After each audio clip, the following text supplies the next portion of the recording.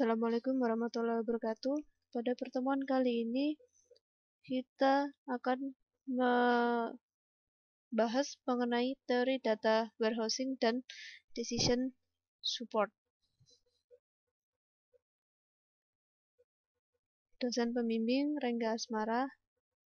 Tujuan belajar yaitu untuk memahami hubungan antara data warehouse dan decision support, dapat mendesain model data multidimensi, memahami online analytical processing atau OLAP, memahami arsitektur dan implementasi data warehouse, memahami penggunaan view pada aplikasi decision support.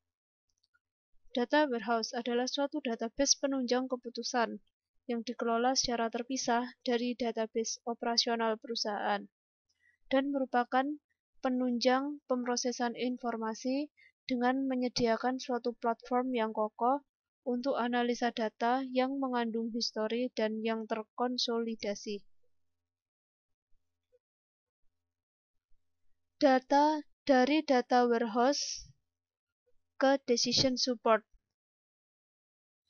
Pembuatan keputusan organisasi memerlukan view menyeluruh pada segala aspek perusahaan, sehingga organisasi membuat data warehouse gabungan yang berisi data yang berasal dari berbagai sumber. DBMS juga didesain untuk mendukung query OLAP secara efisien dan dioptimalisasi untuk mendukung aplikasi decision support. Model data multidimensi. Model data multidimensional dirancang untuk memfasilitasi analisis dan bukan transaksi. Model ini digunakan dalam data warehouse, memiliki konsep intuitif dari banyak dimensi atau perspektif pengukuran bisnis atau fakta-fakta. Contohnya yaitu untuk melihat penjualan dari perspektif customer, produk, dan time. Model data multidimensi adalah himpunan pengukuran numerik yang tergantung pada himpunan dimensi. Misalnya, untuk mengetahui penjualan atau sales, dimensinya adalah produk PID, lokasi log ID, dan waktu time ID. Online Analytical Processing atau OLAP. Query OLAP dipengaruhi oleh dua hal, yaitu SQL dan spreadsheet. Operasi yang umum di dalam query OLAP adalah melakukan agregasi pada satu atau lebih dimensi. Query OLAP dipengaruhi oleh dua hal, yaitu SQL dan spreadsheet. Operasi yang umum di dalam query OLAP adalah melakukan agregasi pada satu atau lebih dimensi. Rollup dengan melakukan agregasi pada level yang berbeda dari hierarki dimensi. Misalnya, setiap kota diberikan total penjualan, maka untuk total penjualan tiap provinsi bisa didapatkan dengan menambahkan total penjualan pada semua kota dalam satu provinsi. Selanjutnya, drill down, kebalikan dari roll up. Misalnya, untuk setiap provinsi dapat diberikan total penjualan, maka total penjualan tiap kota dapat di drill down. Pivoting, melakukan agregasi pada dimensi terpilih, misalnya jika dilakukan pivoting pada location dan time. Slicing dan dicing, mencari kesamaan dan jangkauan seleksi pada satu atau lebih dimensi. Arsitektur data warehouse. Berikut harus dibuat di dalam perancangan data warehouse. Proses model, tipe apa yang akan dimodelkan, grain, apa dasar data dan level atom data yang akan disajikan, dimensi apa yang dipakai untuk masing-masing record tabel fakta, ukuran apa yang akan mengumpulkan masing-masing record tabel fakta. Berikut arsitektur dari data warehouse.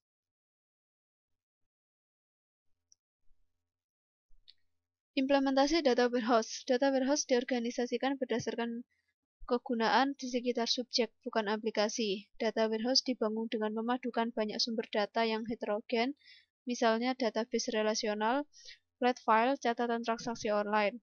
Teknik pembersihan dan integrasi data juga diterapkan dalam data warehouse. Dikarenakan data berasal dari sumber yang berbeda-beda, maka harus dapat dijamin konsistensi penamaan, penyandian struktur, ukuran atribut, dan sebagainya dari antara sumber-sumber data yang berbeda, misal tarif hotel, mata uang, pajak, breakfast coverage, dan sebagainya. Ketika data dipindahkan ke warehouse, data ini telah terkonversi. View dan decision support. View digunakan secara luas dalam aplikasi decision support. Kelompok analis yang berbeda dalam suatu organisasi biasanya berhubungan dengan aspek bisnis yang berbeda dan akan lebih memudahkan untuk mendefinisikan view yang memberi tiap grup wawasan detail bisnis yang sesuai. Setelah view didefinisikan, barulah dapat ditulis query atau didefinisi view baru yang penggunaannya. Mengevaluasi query yang diajukan untuk view sangat penting untuk aplikasi decision support. Terima kasih. Sekian. Wassalamualaikum warahmatullahi wabarakatuh. Assalamualaikum warahmatullahi wabarakatuh. Pada pertemuan kali ini, saya akan membahas mengenai teori data mining dengan dosen pembimbing Rengga Asmara. Tujuan belajar yaitu memahami pemodelan data mining, memahami setiap tahapan dalam data mining, memahami fungsionalitas dalam data mining, memahami beberapa teknik yang digunakan dalam data mining. Penggunaan sistem komputerisasi dalam berbagai bidang, baik dalam transaksi-transaksi bisnis atau kalangan pemerintah dan sosial, telah menghasilkan data yang berukuran sangat besar. Data yang terkumpul ini merupakan suatu tambang emas yang dapat digunakan sebagai informasi dalam dunia bisnis. Data mining berhubungan dengan analisa data dan penggunaan teknik-teknik perangkat lunak untuk mencari pola dan keteraturan dalam himpunan data yang sifatnya tersembunyi. Data mining diartikan sebagai suatu proses ekstraksi informasi berguna dan potensial dari sekumpulan data yang terdapat secara implisit dalam suatu basis data. Istilah data mining dapat disebut juga knowledge mining from database, knowledge extraction, data arkeologi, data dredging, data analysis. Model data mining. Dalam perkembangan teknologi, data mining terdapat model atau mode digunakan untuk melakukan proses penggalian informasi terhadap data-data yang ada. Menurut IBM, model data mining dapat dibagi menjadi dua bagian, yaitu verification model dan discovery model. Verification model. Model ini menggunakan perkiraan atau hipotesis dari pengguna dan melakukan tes terhadap perkiraan yang diambil sebelumnya dengan menggunakan data-data yang ada. Penekanan terhadap model ini adalah terletak pada user yang bertanggung jawab terhadap penyusunan perkiraan atau hipotesis dan permasalahan pada data untuk meniadakan atau menegaskan hasil perkiraan atau hipotesis yang diambil. Discovery model. Pada model ini, sistem secara langsung menemukan informasi-informasi penting yang tersembunyi dalam suatu data yang besar. Data-data yang ada kemudian dipilah-pilah untuk menemukan suatu pola, tren yang ada, dan keadaan umum pada saat itu tanpa adanya campur tangan dan tuntunan dari pengguna. Hasil temuan ini menyatakan fakta-fakta yang ada dalam data-data yang ditemukan dalam suatu waktu yang sesingkat mungkin. Kebutuhan dan tantangan dalam data mining. Untuk memperoleh efektivitas dalam data mining, seseorang harus melakukan evaluasi kebutuhan dan memperhitungkan tantangan-tantangan apa saja yang mungkin dihadapinya dalam mengembangkan suatu teknik data mining. Penanganan berbagai tipe data, efisiensi dari algoritma data mining, kegunaan dan kepastian serta keakuratan hasil, ekspresi terhadap berbagai jenis hasil, memperoleh informasi dari sumber-sumber data yang berbeda, serta proteksi dan keamanan data. Tahapan dalam data mining. Data akan diseleksi terlebih dahulu, kemudian dilakukan praproses. Selanjutnya data akan ditransformasi ke dalam data mining yang nantinya akan diinterpretasi dan dievaluasi. Terima kasih. Proses tahapan data mining juga meliputi basis data relasional, ekstraksi data, transformasi data, pembersihan data, bentuk standar, reduksi data dan fitur, dan menjalankan algoritma. Fungsionalitas dalam data mining. Kebutuhan akan data mining semakin dirasakan dalam berbagai bidang. Data mining bersifat dependen terhadap aplikasi terkait. Ini berarti untuk aplikasi basis data yang berbeda, maka teknik data mining yang digunakan mungkin juga akan berbeda. Hal ini dikarenakan terdapat kelebihan dan kekurangan dari masing-masing metode pencarian informasi, sehingga harus menyesuaikan antara keperluan dan kebutuhan akan informasi dengan penerapan teknik pencarian yang akan digunakan. Yang pertama adalah Mining Association Rule. Yang kedua, generalisasi, pencatatan dan karakterisasi data multilevel. Yang ketiga, klasifikasi data. Yang keempat, analisa klaster. Dan yang terakhir adalah pencarian pola dan sekuensial. Teknik-teknik data mining. Perkembangan bidang data mining yang semakin pesat menimbulkan banyak tantangan baru. Sehingga aplikasi-aplikasi dari metode dan teknik statistika berbasis data yang ada tidak dapat secara langsung menyelesaikan masalah-masalah yang ada dalam data mining. Jenis basis data yang akan dijadikan model, jenis informasi yang hendak dicari, dan teknik yang hendak digunakan. Market Basket Analysis. Fungsi Association Rules seringkali disebut dengan Market Basket Analysis. Digunakan untuk menemukan relasi antara himpunan item. Market Basket Analysis adalah analisis dari kebiasaan membeli customer dengan mencari asosiasi dan korelasi antara item-item yang berbeda yang diletakkan customer dalam keranjang belanja. Fungsi ini paling banyak digunakan untuk menganalisa data dalam rangka keperluan strategi pemasaran, desain katalog, dan proses pembuatan keputusan bisnis. Tipe Association Rule bisa dinyatakan sebagai misal, 70% dari orang-orang yang membeli mie, jus, dan saus akan membeli juga roti tawar. Kaidah asosiasi. Kaidah asosiasi penambangan pertama kali diusulkan oleh Agrawal, Imelinsky, dan Swamy. Diberikan suatu database transaksi. Setiap transaksi adalah suatu himpunan item-item. Cari seluruh kaidah asosiasi yang memenuhi kendala minimum support dan minimum confidence yang diberikan user. Dasar kaidah asosiasi.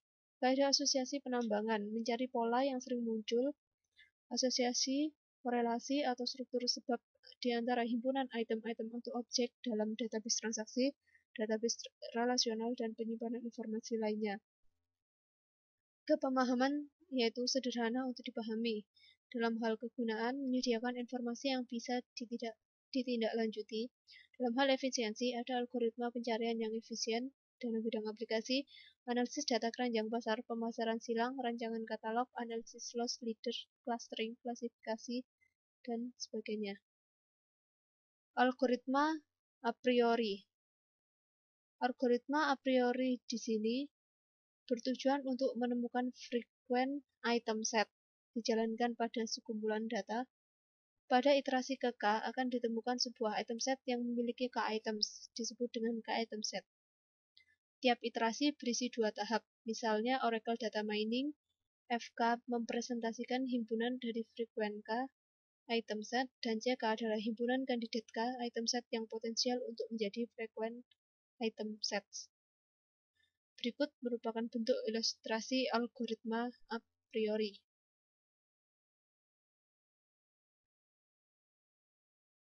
Terima kasih atas perhatiannya, semoga bermanfaat. Wassalamualaikum warahmatullahi wabarakatuh. Assalamualaikum warahmatullahi wabarakatuh. Pada pertemuan kali ini kita akan membahas tentang teori data warehousing dan decision support yang kedua dengan desain pembimbing yaitu Rengga Asmara. Tujuan belajar yaitu untuk memahami hubungan antara data warehouse dan decision support, mendesain model data multidimensi, memahami OLAP, memahami arsitektur dan implementasi data warehouse, serta memahami penggunaan view pada aplikasi decision support. Arsitektur data warehouse. Berikut yang harus dibuat dalam perancangan data warehouse yaitu proses model, tipe apa yang akan dimodelkan, grain, apa dasar data dan level atom data yang akan disajikan, dimensi apa yang dipakai untuk masing-masing record tabel fakta, ukuran apa yang akan mengumpulkan masing-masing record tabel fakta. Dalam data warehouse didasarkan kepada suatu model data multidimensi yang melihat data dalam bentuk suatu kubus data. Suatu kubus data seperti sales memungkinkan data untuk dimodelkan dan dilihat dari banyak dimensi. Dapat dibagi menjadi dua, dimensi tabel seperti item, item name, brand, tipe atau time, day, week, month, quarter, atau year. Tabel fakta memuat ukuran seperti dollar sold dan kunci untuk setiap dimensi tabel. Berikut merupakan arsitektur dari data warehouse. Implementasi data warehouse. Data warehouse diorganisasikan berdasarkan kegunaan sekitar subjek, bukan aplikasi. Data warehouse dibangun dengan memadukan banyak sumber data yang heterogen. Misal, database relasional, flat file, catatan transaksi online, teknik pembersihan dan integrasi data juga diterapkan dalam data warehouse. Dikarenakan data berasal dari sumber yang berbeda-beda, maka harus dapat dijamin konsistensi penamaan, penyandian struktur, ukuran atribut, dan sebagainya dari antara sumber-sumber data yang berbeda, misal tarif hotel, mata uang, pajak, breakfast coverage, dan sebagainya. Ketika data dipindahkan ke warehouse, data ini telah terkonferensi. View dan Decision Support. View digunakan secara luas dalam aplikasi Decision Support. Kelompok analis yang berbeda dengan suatu organisasi biasanya berhubungan dengan aspek bisnis yang berbeda dan akan lebih memudahkan untuk mendefinisikan view yang memberi tiap grup wawasan detail bisnis yang sesuai. Setelah view didefinisikan, baru dapat ditulis query atau definisi view baru yang menggunakannya. Mengevaluasi query yang diajukan untuk view sangat penting untuk aplikasi Decision Support. View berhubungan erat dengan OLAP dan warehousing. Query OLAP merupakan query agregasi. Data warehouse adalah kumpulan tabel yang direplikasikan secara asinkronus dan view yang disinkronisasikan secara periodik. View ini menghitung penjualan produk berdasarkan kategori dan negara bagian. Contohnya, Grid View, Regional Sales, kategori Sales dan State, S-Select, P.Kategori, S.Sales, dan L.State. From Products P, Sales S, dan Location L. Where, di mana P.PID sama dengan S.PID dan S.Locit sama dengan L.Locid. Query berikut menghitung penjualan total untuk setiap kategori berdasarkan negara bagian. Select R.Kategori, R.State, sum R.Sales atau jumlah sales, from regional sales R, group by R.Kategori, dan R.State. Sedangkan query yang terakhir berikut ini adalah hasil dari modifikasi query sebelumnya dengan menggantikan regional sales dengan sebuah view yang ditempatkan pada klausa from, yaitu select R.Kategori, R.State, sum R.Sales atau jumlah sales. Dari kita akan menggunakan query lanjutan yaitu select P.Query, S.Sales, L.State, from product P, sales S, location L, where P.PPID sama dengan S.PID, dan S.Locid sama dengan L.Locid, S, R, group by R kategori, dan R.State. Sekian penjelasan mengenai data warehousing yang kedua. Semoga bermanfaat. Wassalamualaikum warahmatullahi wabarakatuh. Assalamualaikum warahmatullahi wabarakatuh.